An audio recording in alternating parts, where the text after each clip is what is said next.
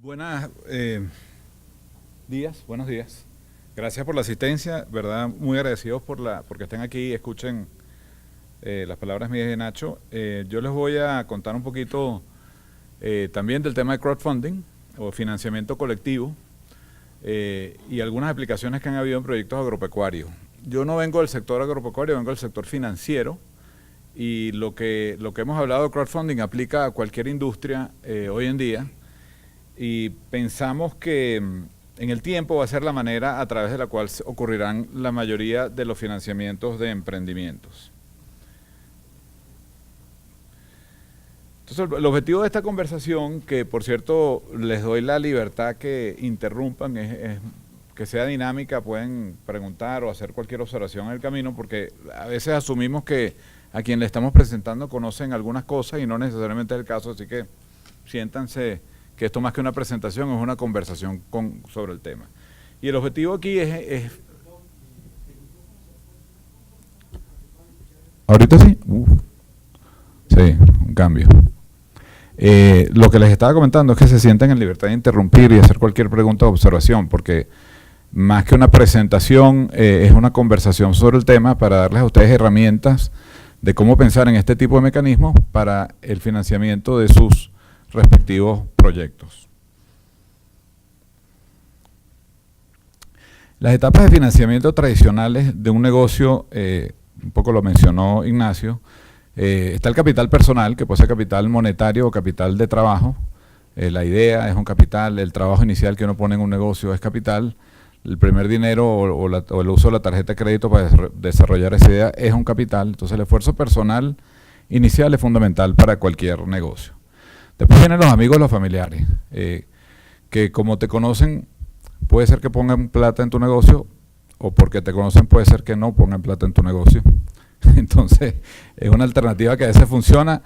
Me refería un poco a que si te conocen, a lo mejor no quieren mezclar familia o amistad con dinero. Después vienen los inversionistas ángeles, que son esas personas que de alguna manera normalmente tienen excedentes de capital y han sido en su mayoría empresarios ellos mismos.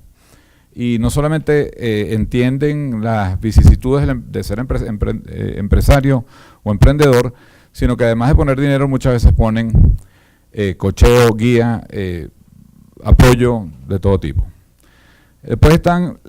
voy a dejar crowdfunding al final, ¿no? Después, digamos, en categorías por montos, aunque a veces algunas de estas categorías se solapan, están en la capitalización colectiva o el crowdfunding, que es lo que venimos hablando, que ahorita voy a entrar más en detalle. Las oficinas de familia, algunas familias o algunos grupos económicos tienen ya oficinas que manejan los excedentes de capital, más allá de los manejos tradicionales de portafolio en bancos de inversión, que les invierten en acciones o en bonos, pues muchas veces hay excedentes que invierten ellos en empresas y tienen un tren de empleados o asesores que manejan eso. Después está el capital institucional de riesgo, que es lo que llaman en el mercado internacional venture capital. Normalmente el venture capital necesita empresas que ya tengan cierta atracción, que hayan facturado, que tengan un producto de cierto reconocimiento y participan en negocios de cierta escala en adelante. Hay firmas de capital de riesgo que no ven proyectos donde tengan que invertir menos de 2, 3, 5, 10, 20 millones de dólares. Entonces muchas veces uno cuando llega a esa etapa, pues ya sobrevivió una cantidad de adversidades que enfrentó y son de difícil acceso. Tiene que ser una empresa muy exitosa. Y después está el sueño dorado, que es hacer una oferta pública en una bolsa de valores en algún lugar del mundo.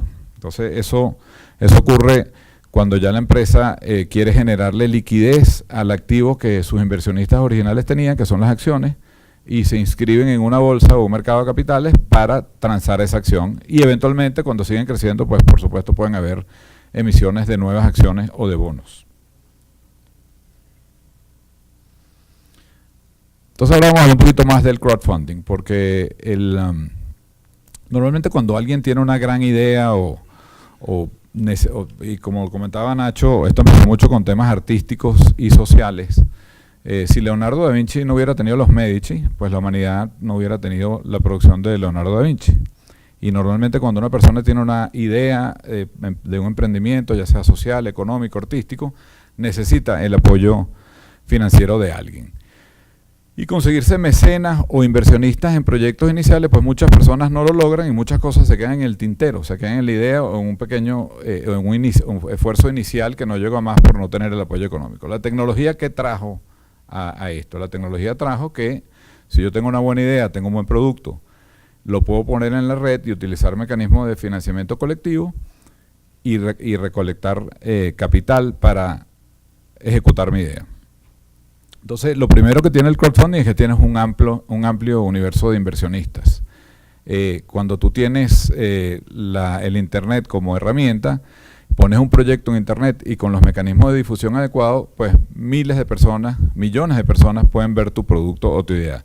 El caso de Pebble Watch es el caso emblemático. Esta persona estaba buscando levantar $500,000 y básicamente lo que estaba haciendo era prevendiendo el Pebble Watch. Y como vieron en la presentación, levantó $20 millones y convirtió su negocio. Esto era una oferta de crowdfunding por rewards, de la categoría rewards o premios o preventa. Y básicamente lo que ella estaba buscando era producir este reloj y con la utilidad pues ir capitalizando la empresa. Obviamente sobrevendió tanto que la empresa quedó capitalizada con la utilidad y nunca tuvo que levantar equity crowdfunding, que es la parte que mencionamos anteriormente que tiene que ver con la emisión de acciones. Entonces puede haber un producto en particular donde se pueda prevender y eso puede ser a su vez el capital inicial de una empresa por el éxito en la preventa o sencillamente puede ser un crecimiento en las ventas y el crowdfunding no solamente sirve como mecanismo de levantamiento de capital para crear la empresa, sino de crecimiento de la misma, depende en qué etapa esté y el crowdfunding es flexible para eso. La masificación no solamente es por el lado de la inversión, es por el lado del conocimiento del producto. El Pebble Watch, y eso me refiero a ese ejemplo porque fue realmente una experiencia buenísima en la industria de crowdfunding. No solamente fue la venta del producto, sino que en la medida que la gente iba conociendo cuál era el producto porque se metían en Kickstarter a ver qué había, empezaron a hacerse clientes potenciales y eventualmente a comprar el producto. Se generó un efecto de bola de nieve en ese sentido. Genera riqueza. Ajá, pregunta.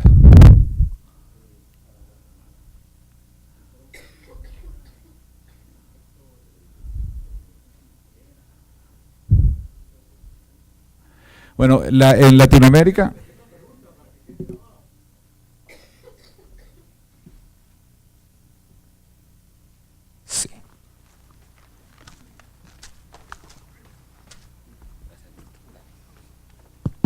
Sí, que si el crowdfunding para Guatemala no entra en el delito de intermediación financiera o que tuviera tener algún problema legal. Bueno, la intermediación financiera no es un delito. No, ya entiendo tu pregunta, pero en Latinoamérica en general la legislación de crowdfunding está en pañales. Los países de la Alianza del Pacífico, México, Colombia, Perú y Chile son los que más adelantados están. Se aspira a tener legislación bastante homogénea en esos 4 países para el 2018. En Guatemala en este momento no hay legislación para crowdfunding, en casi ningún país lo hay. El que está más adelantado es Chile, donde se presentó el ejemplo de Berota. Entonces los esfuerzos de crowdfunding en países como Guatemala tienen que ir circunscritos al Código de Comercio, a las leyes existentes, y hay mecanismos para crear campañas de crowdfunding que sean legales dentro de las leyes que existen, pero todavía no hay un marco legal lo suficientemente desarrollado para que esto se convierta en una industria masiva en la mayoría de Latinoamérica, pero eso está por ocurrir. Y dentro de los trabajos que hacemos las personas que estamos involucrados en esta industria es sentarnos con las personas que escriben las leyes, asesorar y ayudar a que esto tenga un entendimiento. No es una intermediación financiera, porque las plataformas de crowdfunding no captan recursos. Las plataformas de crowdfunding sirven de instrumento para que el emprendedor enseñe su producto o su empresa o su idea y capte dinero desde en la comunidad. Diferente es un banco, que sí es intermediación financiera, porque un banco recibe depósitos de un grupo de personas, paga una tasa de interés y se lo presta a otro grupo de personas a un interés más alto y esta es su utilidad. En el caso de las plataformas de crowdfunding, no es su trabajo captar los fondos. Es su trabajo ayudar a los emprendedores o emprendedoras a que enseñen su producto o su compañía y puedan captar capital para ellos mismos. Creo que hay una segunda pregunta. Ahí el mismo señor. Sí, solo la última. No, pues las que quieras. Las empresas de crowdfunding cobran un porcentaje por Claro. el proceso, ¿verdad? Sí, claro. Normalmente, yo soy fundador de una empresa de crowdfunding. El modelo de negocios de nuestra empresa tiene varios pilares de ingreso. El primero es cobrar una comisión sobre el monto levantado, ¿no? Depende de la legislación del país, puede ser vista como una comisión, unos gastos de asesoría, se estructura de diferentes maneras, depende de la legislación de cada país. La otra manera que generan ingresos las compañías de crowdfunding es las asesorías que tienen que ver con el montaje del proyecto en la plataforma. Puede venir una persona que tenga una gran idea, tenga un gran producto, pero no tiene un plan de negocio, no tiene una presentación adecuada, no tiene una estructura legal. En el caso nuestro en particular, nosotros tenemos asesores afiliados con los cuales trabajamos bajo una política de compartir utilidades, y esas personas especializadas montan las estructuras legales, o hacen la presentación o hacen el plan de negocio. Si la empresa viene con todo eso listo, no necesita ningún tipo de apoyo de nosotros en ese aspecto. La otra manera es que venga un negocio tan bueno que digamos, oye, me interesa, y entonces el grupo de la plataforma diga, yo quiero ser parte de ese negocio, y se crea un vehículo de propósito especial para invertir en ese negocio, y se consigue o la totalidad del capital dentro de un grupo pequeño, o se hace una mezcla de financiamiento colectivo.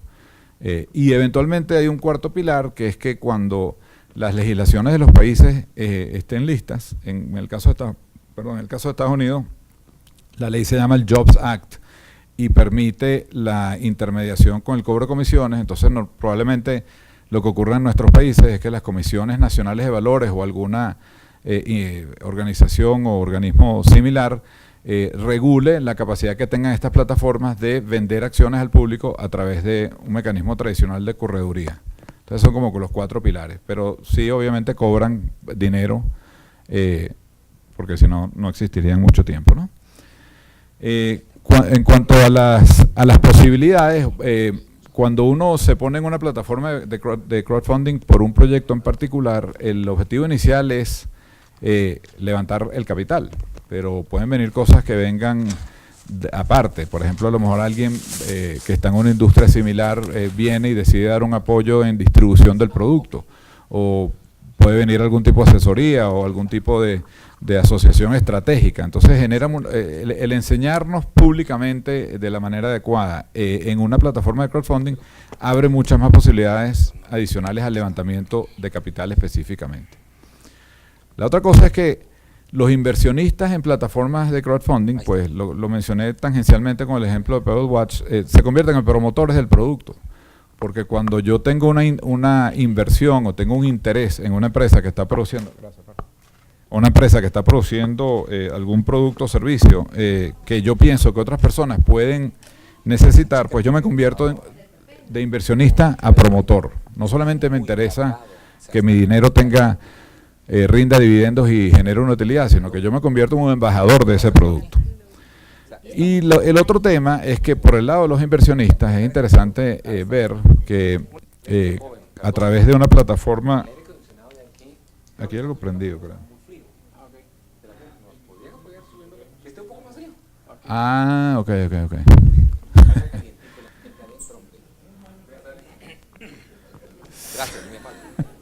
Gracias a Dios no. Yo tengo una paranoia de que me estén espiando todo el tiempo porque soy venezolano. Entonces, es más, perdí el hilo de lo que les estaba diciendo. Me puse hasta nervioso.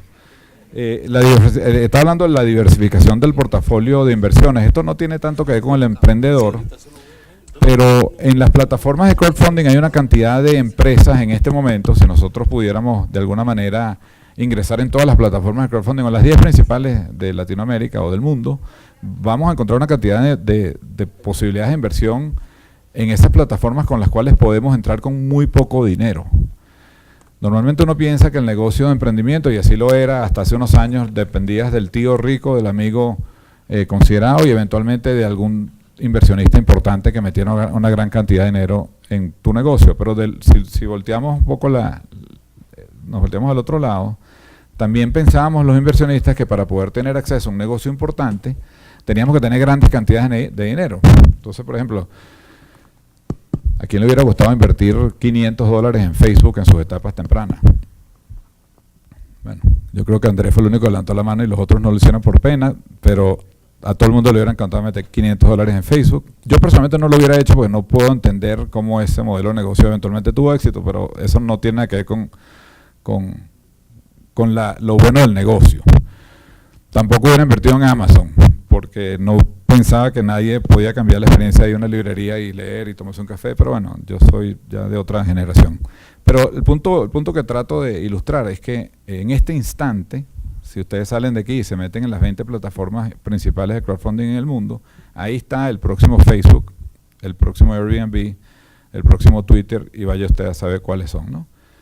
Pero entonces te da la posibilidad de democratizar el acceso a inversiones rentables independientemente del monto del capital al que se acceda.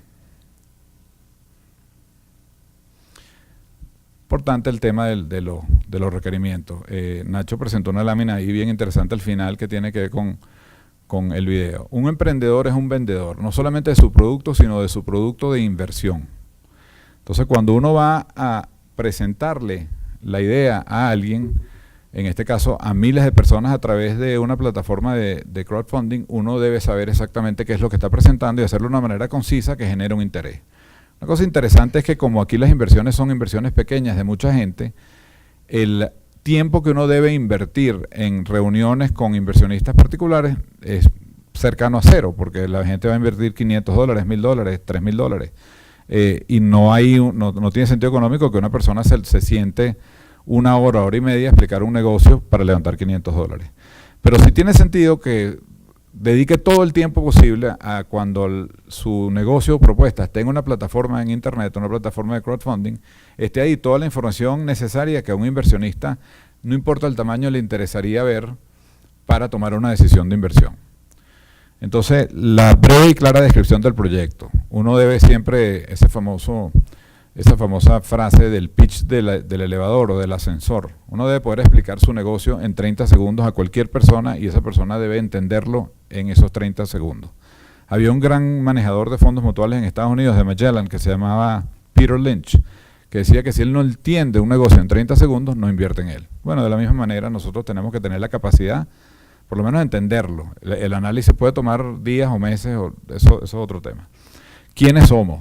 ¿Quiénes somos los que tenemos el proyecto? O sea, ¿qué hemos hecho? ¿Dónde hemos tenido éxito en el pasado?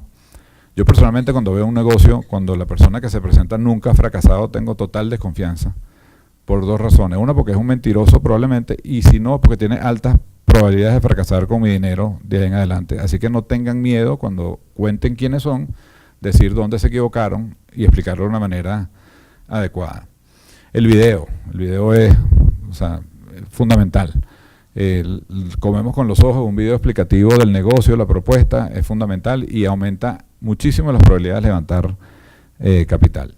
Si el negocio tiene una característica especial, o sea, si el producto, el negocio, tiene alguna cosa que lo diferencie del resto de la humanidad, no es una condición sine qua non, pero si la hay, es importante y probablemente con aspectos diferenciadores que para uno son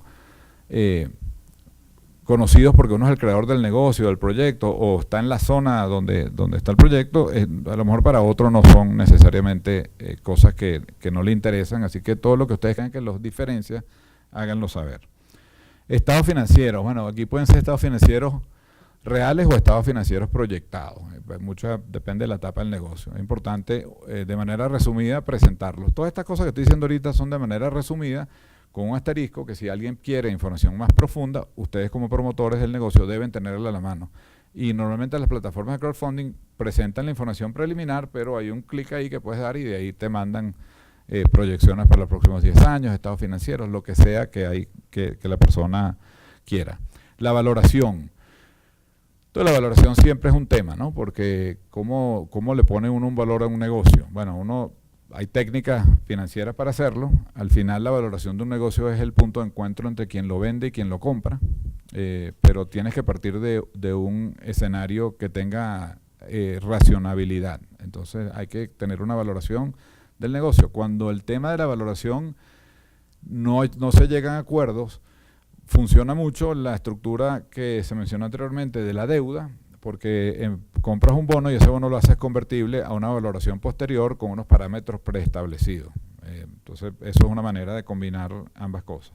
La propuesta debe ser firme, concreta. Yo necesito levantar tanto dinero, voy a vender el producto, o voy a ceder tanto a la empresa, o voy a emitir un bono de tanto que es convertible bajo ciertos parámetros. Debe ser clara y concreta, y debe ser hecha bajo el esquema de que quien está buscando el dinero le está ofreciendo la oportunidad de su vida al inversionista. No se pide dinero, bueno, tú crees que a lo mejor quizás, por favor, tú tendrías el... No, uno tiene que tener confianza en su producto, confianza en su proyecto, y pedir el dinero contra las acciones o contra el producto de una manera con confianza y con claridad de que lo que uno está vendiendo, uno mismo lo compraría si estuviera del otro lado.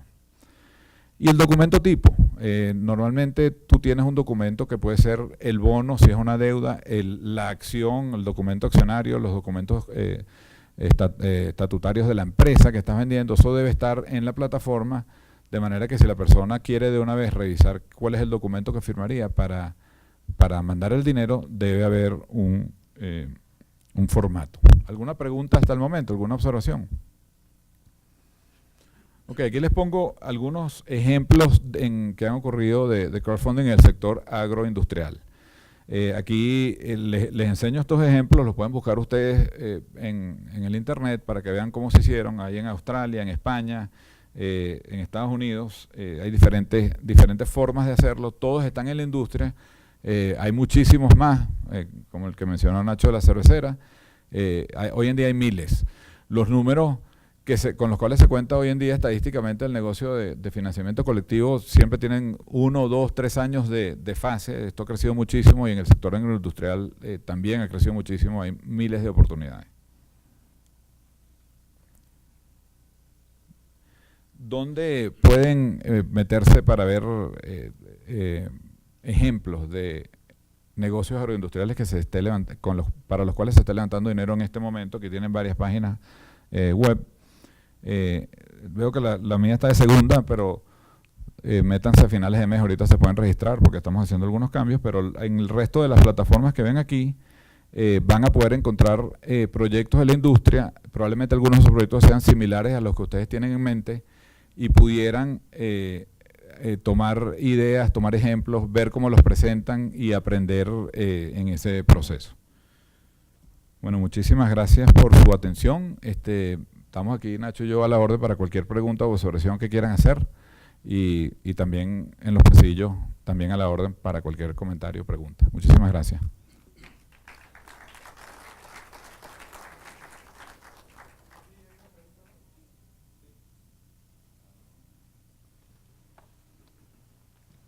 Gracias.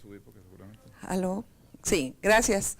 Quería hacerle una consulta. Sí. Dentro de los proyectos innovadores que salen actualmente, hay ciertas tendencias que ya vienen marcándose, y con mayor razón con la globalización. Estas tendencias, por ejemplo, hacia lo natural, hacia lo orgánico, hacia lo nutracéutico, son tendencias que vienen marcando un camino. En el caso de ustedes, ¿buscan también asesorar dentro de esa línea, o quieren como quizá una mayor proyección hacia lo tecnológico? No, gracias. No faltaba más. No discriminamos por industria. La asesoría para montar un proyecto o una plataforma de crowdfunding tiene una columna vertebral que es similar independientemente de la industria. Y hay industrias que son, digamos, excitan más a la gente, como la tecnológica, y hay industrias, por ejemplo, el crowdfunding de bienes raíces ha sido súper exitoso porque la persona que invierte corre un riesgo, pero tiene un ladrillo de garantía de alguna manera, ¿no? Dependiendo de la estructura del negocio. Entonces, cuando nosotros entramos en conversaciones con alguien que quiere utilizar este mecanismo para levantar el capital, tomamos en cuenta todos los pasos que cualquier negocio debe tomar en cuenta para hacer su emisión, pero no tenemos una preferencia por un lado o por otro. De hecho, nos ha parecido una experiencia súper exitosa, o súper, exitosa no es la palabra, súper reconfortante en lo personal, porque hemos aprendido de unos negocios que sabíamos que existían, pero no teníamos un conocimiento del detalle. Entonces, dijiste una cosa importante, las tendencias. A veces las tendencias las pone uno mismo. Entonces, dependiendo de cómo uno presenta el negocio de una industria, que a lo mejor no es una tendencia, digamos, global, o no es lo que los inversionistas Por ejemplo, la industria más sexy para los inversionistas es la tecnología, ¿no? Pero muchos han invertido en bienes raíces o en proyectos agroindustriales porque son presentados de tal manera que igual son interesantes para el inversionista potencial. Entonces la respuesta es que tenemos las herramientas para asesorar en cualquier industria. Como no somos especialistas en todas, obviamente, cuando llegan industrias nuevas o requerimientos nuevos, tenemos una red de asesores que lo ponemos a la orden del emprendedor.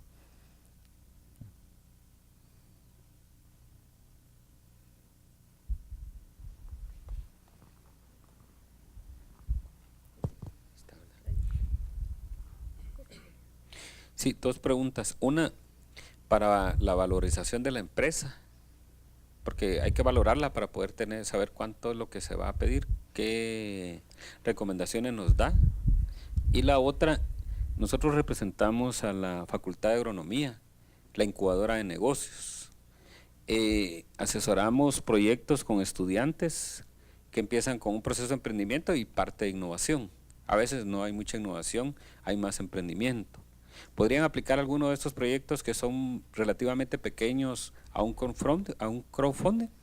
Voy a empezar por la segunda, totalmente. O sea, que aquí han habido proyectos o iniciativas sociales o iniciativas culturales que se han financiado $5,000, $3,000, $1,500. Y han habido otras que han llegado a 20 millones, 30 millones de dólares, dependiendo del éxito del producto y la escala y la globabilidad del producto. Entonces, no hay límite. La respuesta es que no hay límite. Dependiendo de la industria, del monto y del tipo de crowdfunding, hay plataformas que son mejores para una cosa y otras para otras, pero no hay límite. Con respecto, me comentaste que estás en la Facultad de Agronomía. Bueno, hay una Facultad de Economía y la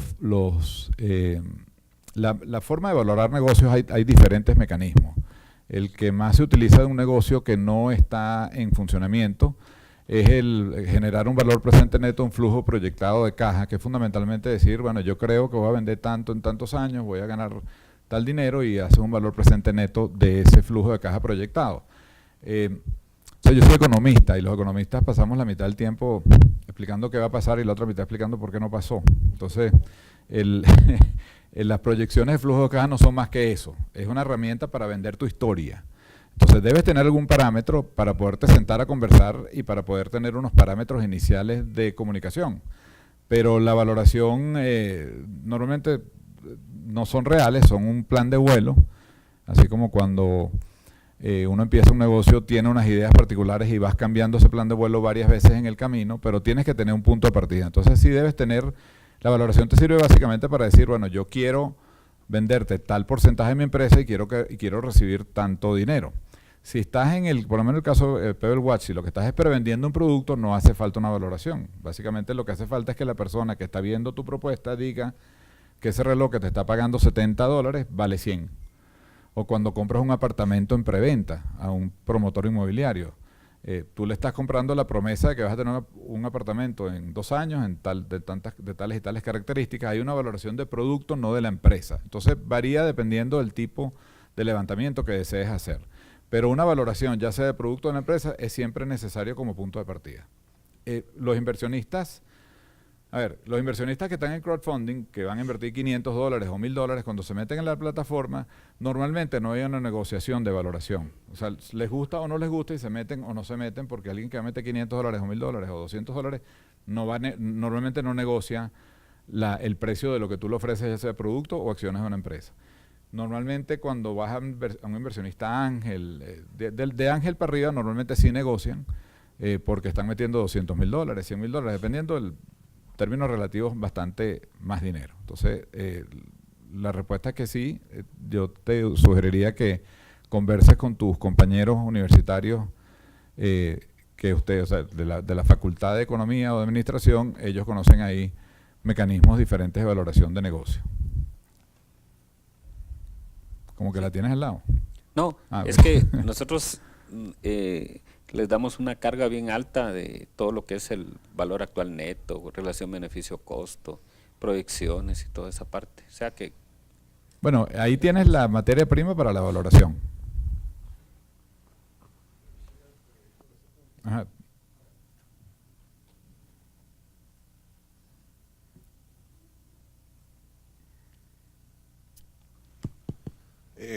Yo quería intervenir en el punto porque, mira, a veces el único activo que tiene una empresa es su propiedad intelectual. Y si ustedes examinan lo que dice la literatura sobre valoración de propiedad intelectual, por ejemplo, ¿cuánto vale una patente que uno registra y cómo se calcula ese valor? Se calcula sobre el valor del tiempo que ha invertido el científico, se calcula sobre el valor de tecnologías similares, se calcula sobre el valor de lo que está dispuesto el mercado a pagar. Bueno, la literatura les identifica 25 formas distintas de valorar solo la propiedad intelectual. Esto puede ser crítico cuando el único activo que tiene un emprendedor es justamente ese, que es el caso de los startups tecnológicos, por ejemplo. Ahora, si a eso lo trasladamos a una discusión más general de valoración, yo lo que creo que la conclusión obligada es que al final del día la valoración es un arte. Y el inversionista no va a ponerse, digamos, lo importante es que ustedes puedan convencer al inversionista de que el argumento que ustedes están utilizando para valorar a la empresa es persuasivo, o sea, que lo puedan persuadir, que sea convincente ese argumento, porque van a haber muchas formas que se pueden llegar a distintos tipos de valoración, pero habrán unas que sean hipótesis más confiables que otras. Entonces, Luis les decía, bueno, que vayan a la escuela de economía porque ahí seguramente van a tener gente que les va a dar orientación sobre eso. Tengan en cuenta que nunca va a haber una respuesta cierta, es cuestión de persuasión, así lo veo yo. Por eso que el video vende tanto, que no tiene nada que ver con valoración. El video vende tanto, sí. El video es quién tiene la idea, quién tiene el proyecto, cómo confío, qué me transmite. Hay otro tema importante que es por el lado del inversionista. Esto es capital de riesgo. Independientemente que vayas a invertir montos pequeños, es capital de riesgo. Entonces, cuando yo he tenido que conversar con inversionistas potenciales en los negocios que yo he tenido que he querido promover, lo primero que les digo es que si no está dispuesto a perder el 100% de su dinero en este negocio, no venga para acá, que vaya a un banco, coloque, compre un terreno, porque son capital de riesgo. Que la cosecha se salga mal, que hay un golpe de Estado, riesgos políticos, o sea, esto es capital de riesgo, son empresas no establecidas, están en tempranas etapas. Entonces, desde el lado del inversionista, si yo tengo $10,000 para invertir en empresas que estén en plataformas de crowdfunding, probablemente lo inteligente es que lo divida en 5 o 10 empresas y ponga montos pequeños. Eso es lo mismo que hace el tipo que maneja un fondo de venture capital, que maneja billones o cientos de millones de dólares. 70% de los negocios en los cuales invierten probablemente no tengan éxito o no el éxito esperado. Y ellos con los 2 o 3 que sí tienen éxito, compensan esa pérdida y tienen una utilidad. Entonces, desde el punto de vista de los argumentos para convertir, es decir, bueno, mira, si tú quieres invertir aquí, ten en cuenta que esto no es un certificado de depósito en el banco, que también tiene su riesgo, pero se percibe como menor, o no estás comprando un terreno donde vas a construir una casa o vas a engordar el terreno, te estás metiendo en un negocio que está empezando y probablemente no tenga éxito. Entonces uno diría, bueno, ¿pero cómo le decía a una persona que le vas a pedir dinero que a lo mejor no vas a tener éxito? Bueno, porque es verdad. Y el que tiene el dinero lo sabe. Y si sabe que tú lo sabes, se siente más seguro. Entonces yo creo que es importante la total transparencia y al final es una apuesta informada en una persona, en un producto, en un negocio que puede tener éxito o no, pero es capital de riesgo. Esta no es la etapa de los negocios en las cuales la gente invierte para buscar seguridad. En un portafolio amplio de inversiones personales, uno no dedica más del 5 o 10% a este tipo de inversiones de riesgo, de manera que si las pierdes, tu nivel de vida o tu forma de vivir no cambia, tienes un pequeño cambio, pero no es el dinero que tienes ahorrado para la pensión o para la educación de tus hijos o cualquier concepto que no deba correr este tipo de riesgo. Entonces, yo creo que a mí me ha funcionado buenísimo como estrategia decirle a la persona eso para empezar, porque cuando tú le dices a la persona que si quiere seguir hablando contigo, tenga claro que puede perder el 100% de su dinero y sigue hablando contigo, tiene interés.